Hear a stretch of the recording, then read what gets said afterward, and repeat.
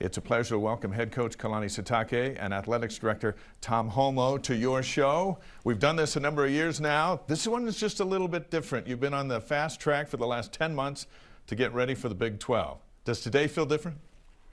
Yeah, I mean, but I'm just excited that the season's right around the corner. So Media Day just tells us that we have just a few months, a couple months ready to roll, and we'll be on it in September. Tom, this is the first time that you'll face this media group for the rest of the day, and no one's going to ask you about the sustainability of the future. That's got to be nice. Yeah, it's something that we worked for a long time. When we went independent 12 years ago, made that decision, that was a couple years in the making, and it's nice to see that it came to fruition, that those dreams and those goals way back when are now just a few months away. The two of you have already been in meetings with your peers in the Big 12, including the newcomers. What was that like? What kind of reception did you get when BYU walked into the Big 12 room? No, it's fantastic. I thought the all class and the way that the Big 12 officials handle themselves, and learned a lot about how things work in the conference, and got to talk to a lot of the other coaches too, and just really an honor to be part of that whole process, and it was exciting. But my mind keeps slipping back to 2022. That this is more for the future than it is for right now. When you saw Steve Sarkisian, did you invite him and the Longhorns back to Provo? I asked him why he didn't play in the alumni game, but maybe sometime later. He had a couple things going on. From an administrative level, how was BYU received at these Big 12 meetings, and what was it like as a former player to sit in the room with all the coaches? We were received very well. We've had a lot of discussions through the years with the ADs across the country in various conferences, but we know we're friends with a lot of these ADs, and we know the schools well. We've played a lot of the schools in the last years of independence.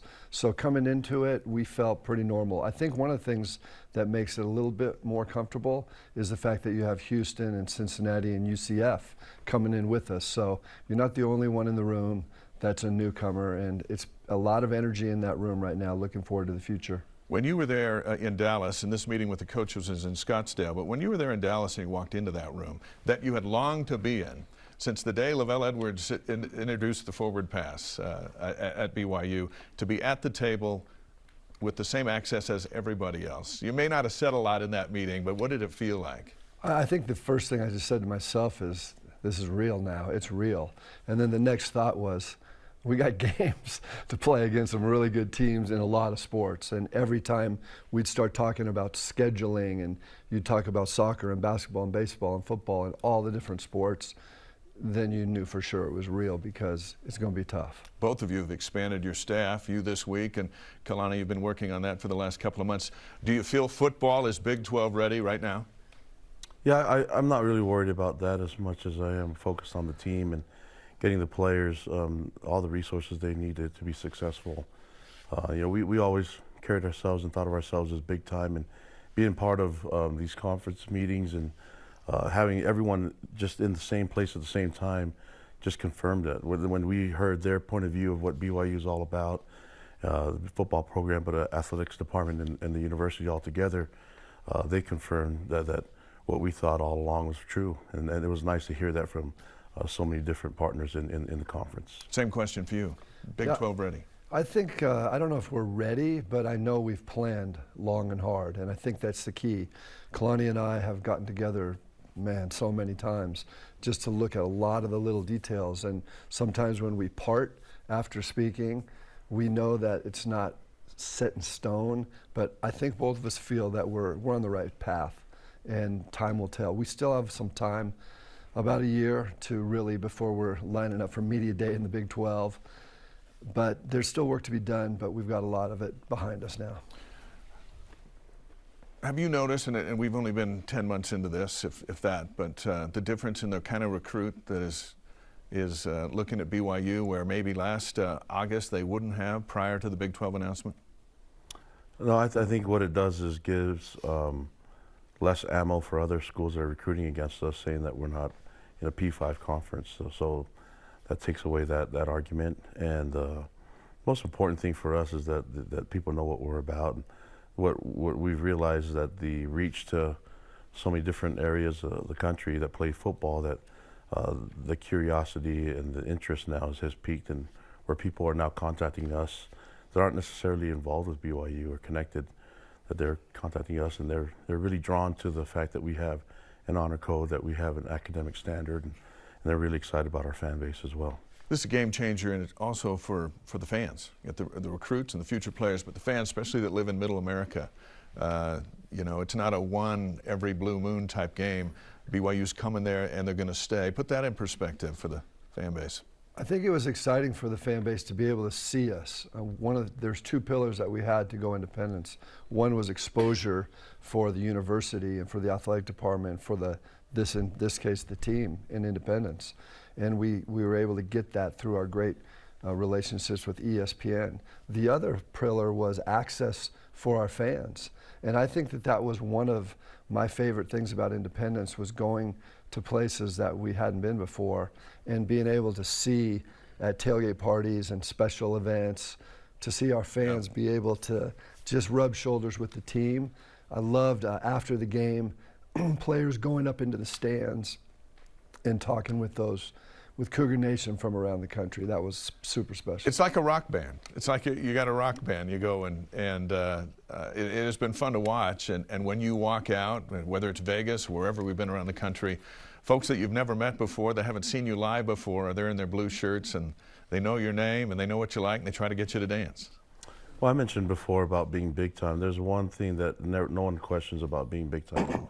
That's our fan base and the following and everyone that's involved with BYU, that we know it doesn't matter the sport or the activity, if it's BYU involved, that anywhere in the world that we will have support there, and Cougar Nation will show up, and that gives a lot of comfort when you're going into hostile environments and you can see that blue out there, you know, and the support. And it's always fun to perform in front of them, but more important is after the games to be able to embrace them and let them know that we appreciate them. Zach Wilson said the same thing. We'll hear from him later today in our independent special about going on the road and being treated like you're at home.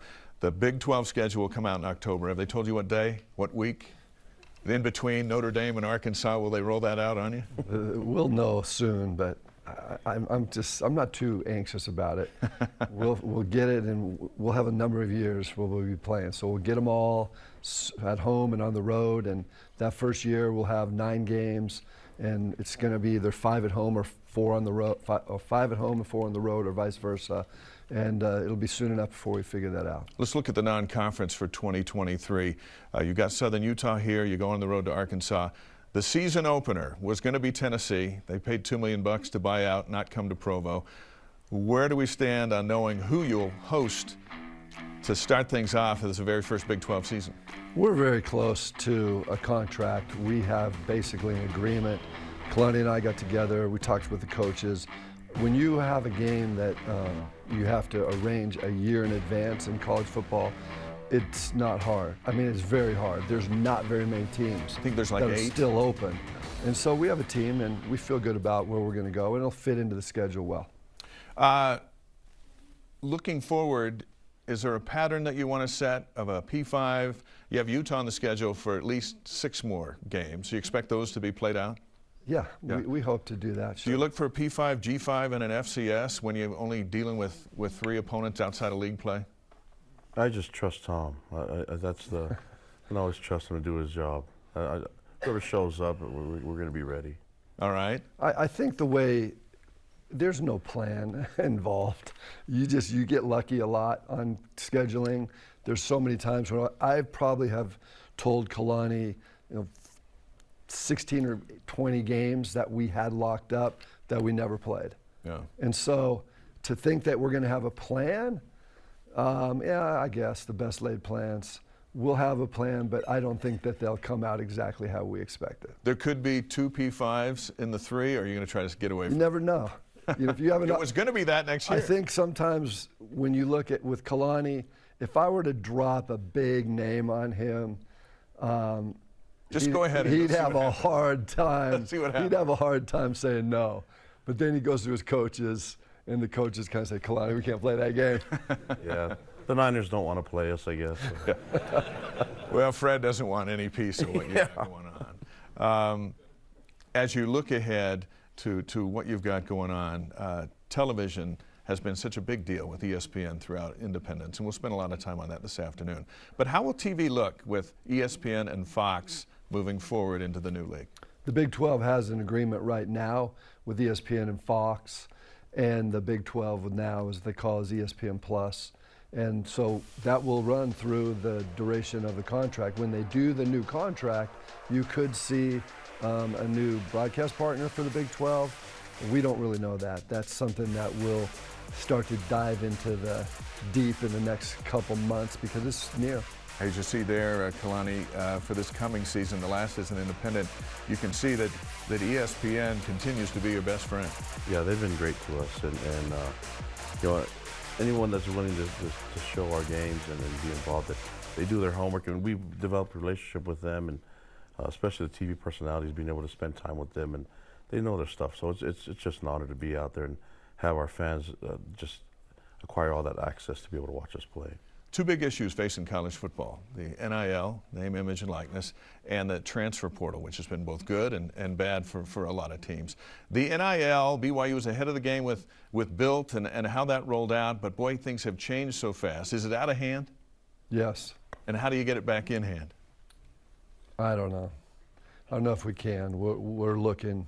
There's a lot of people working on ideas right now, and I think everybody has to come together. You have too many people that are split on the issues. And I'm not talking about just the athletic world, but there's a lot of PR involved in the media and certain other interests. So there's a lot of conflicting battles going on right now, and it's hard to come up with one solution. Does the government need to get involved on this one? Possibly. Yeah. They have not been wanting to get involved No. at this point. There's a lot of other important things going on in the world right now for them to put that aside and work on NIL, but we could use some help. You deal with so many different kinds of kids that come through on recruiting visits. Some want to be here because it's BYU and they're coming anyway. Some want to find out what's in it for them. And the NIL is the biggest thing of how much can I make if I come here? How do you balance those kind of conversations with a kid and his parents who are looking at their future, both business-wise, education-wise, and you kind of look at them a little different as one they're an 18-year-old kid you're talking to? Well, everything that we deal with, whether it's NCAA regulations or whatever happens, even COVID, we're going to just have this mindset that we're committed to adapting and then making sure that we keep in mind the most important part of our program, and that's the young men in our program, and that our athletic department with Tom focuses on the student athletes. And so everything that we do, whether it's NIL or transfer portal and whatever it is that comes up, we want to make sure that it's aligned with the mission of our church, the mission of our school, and that and then they'll fall right in line with our football program. The key for us is to make sure that our young men understand that what they represent and who they represent, and that they do it the right way. And so we're going to keep the focus in line with that, and I think it'll all work out. We'll get the right guys here. Dave, I think NIL is a really great idea for an opportunity to get student athletes to have a little money, extra spending money, or some of them can make some money if it's done within the realm of what the rules are. I think Kalani has a great outlook on NIL. I think that we started out on top.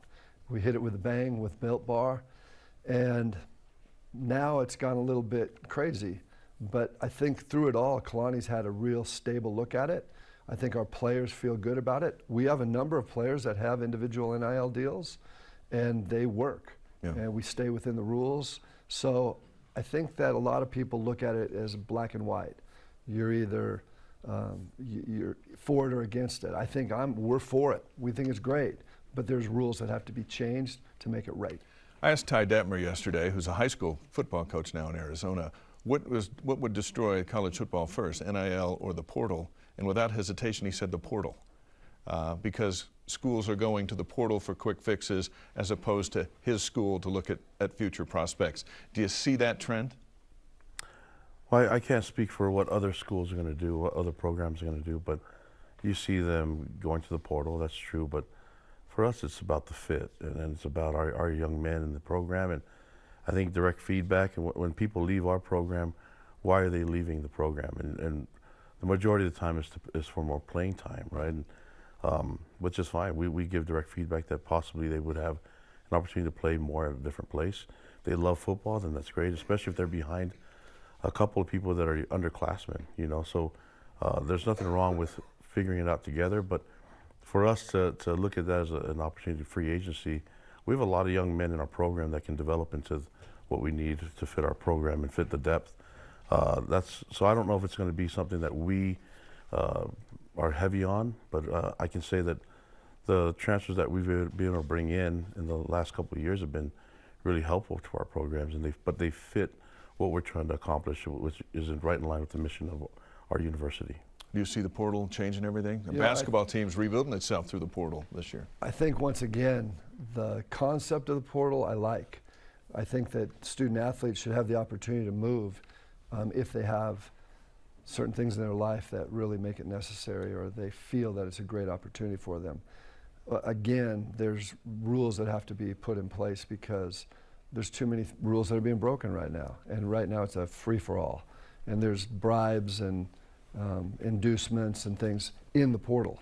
And that's not how it was put together.